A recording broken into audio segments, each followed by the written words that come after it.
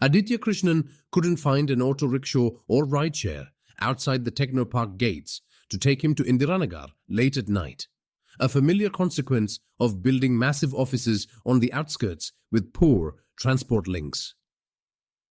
He waited in frustration for nearly an hour, cursing his boss who seemed to take pleasure in working him to the bone long after everyone else had gone home. He was about to resign himself to sleeping on the office couch when headlights swept across the empty parking lot. A taxi, a vintage white Ambassador, pulled up beside him. The driver, an elderly man in a white shirt, smiled through the window. "Indiranagar?" Aditya asked excitedly. The man nodded. Aditya climbed into the back seat, grateful to finally be heading home. He felt relieved when he heard the man click on the taxi meter. The leather on the seat was cracked, and the red interior smelled faintly of incense. Up front, the driver's face stayed hidden in shadow, broken only by the dull glow of the dashboard, his eyes catching the light for a moment before disappearing again. As they pulled onto Hosur Road, the city lights began to thin out, swallowed by the darkness of the highway. That was when Aditya noticed two children in private school uniforms standing by the roadside. They were briefly illuminated by the headlights, a boy and a girl no older than 12, their clothes looking oddly dated. Both children were soaked, despite days without rain, the girl's braided hair hanging limp down her back, while the boy stood perfectly still with one hand raised as if flagging a car. "Stop!" Aditya called out reflexively. "There are kids." "I see them," the driver said, his voice suddenly tight. He pressed harder on the accelerator. Aditya turned to look through the rear window. The children hadn't moved or turned to look at them in displeasure. "We can't just leave them there," Aditya protested. "It's past midnight. What are children doing out here alone?" The driver's knuckles were white on the steering wheel. "Those are not children, sir. Not anymore." A chill ran down Aditya's spine, but he forced a laugh. "What do you mean? They're just kids who probably missed their bus or—" His phone buzzed. Despite the low battery, a message had come through, from an unknown number. "Why didn't you stop?" Aditya stared at the screen, his mouth going dry. He looked up at the driver. "How did they—" "Don't answer it," the old man said firmly. "Don't acknowledge them in any way." But another message appeared. "We are lost. We need help. Please come back." Then another. "You saw us. You must help us. It is your duty." Aditya's hands trembled. "This is insane. How did they get my number?" The driver met his eyes in the rearview mirror. "They don't need your number, sir. They just need you to notice them, to think about them. You already let them in a little bit when you told me to stop." "That's ridiculous. I didn't—" Aditya's words died as something small and wet pressed against the rear window. A child's handprint, fingers splayed, appeared on the glass from the outside. Then another, and another, as if invisible hands were slapping against the speeding car's windows. "Don't look at them," the driver shouted, swerving slightly. "Keep your eyes forward."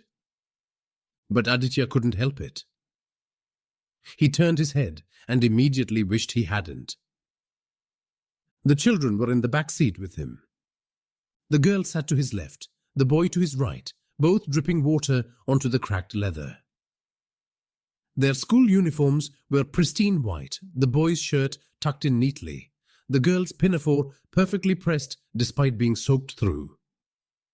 They sat with their hands folded in their laps, faces pointed straight ahead. Neither of them blinked. "Please," Aditya whispered, pressing himself against the seat, trying to create distance that didn't exist. "Please, I don't—" "We need to go home," the girl said, her voice carrying no inflection whatsoever. Will you take us home? Where? Where do you live?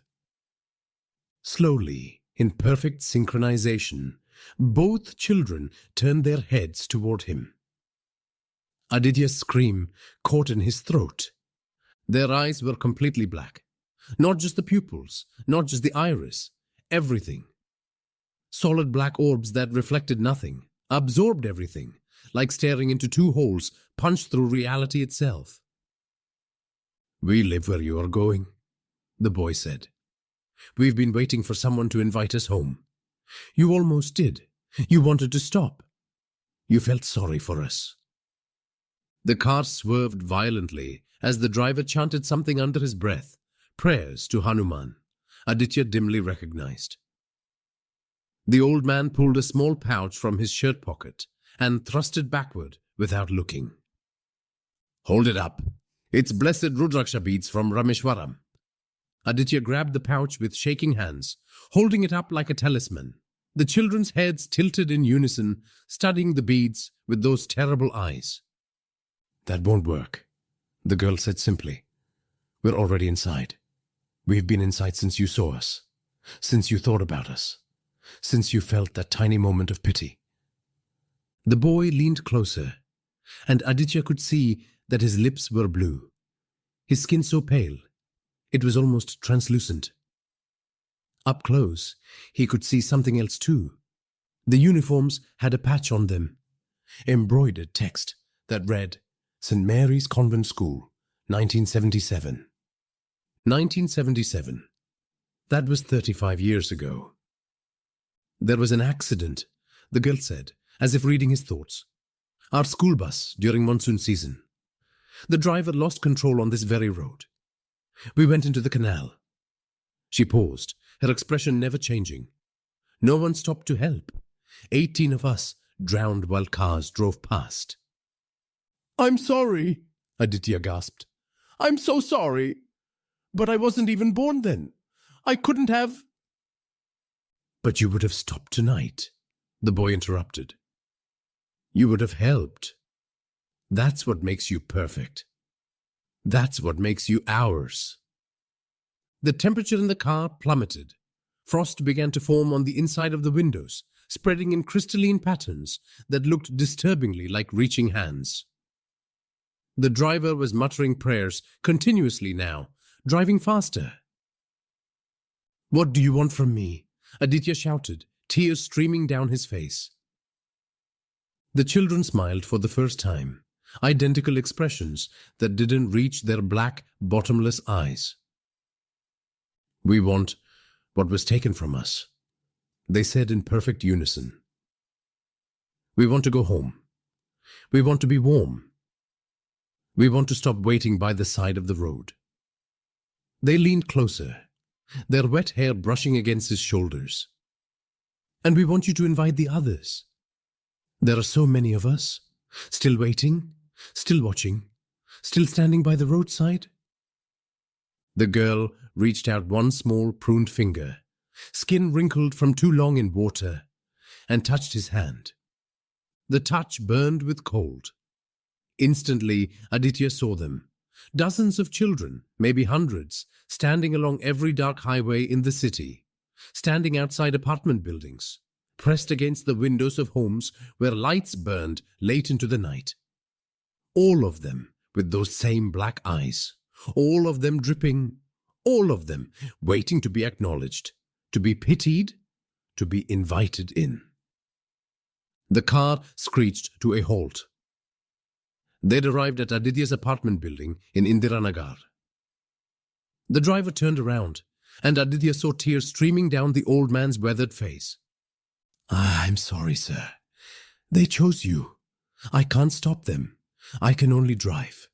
That's all I've been able to do since 1987, when I was the one driving the bus.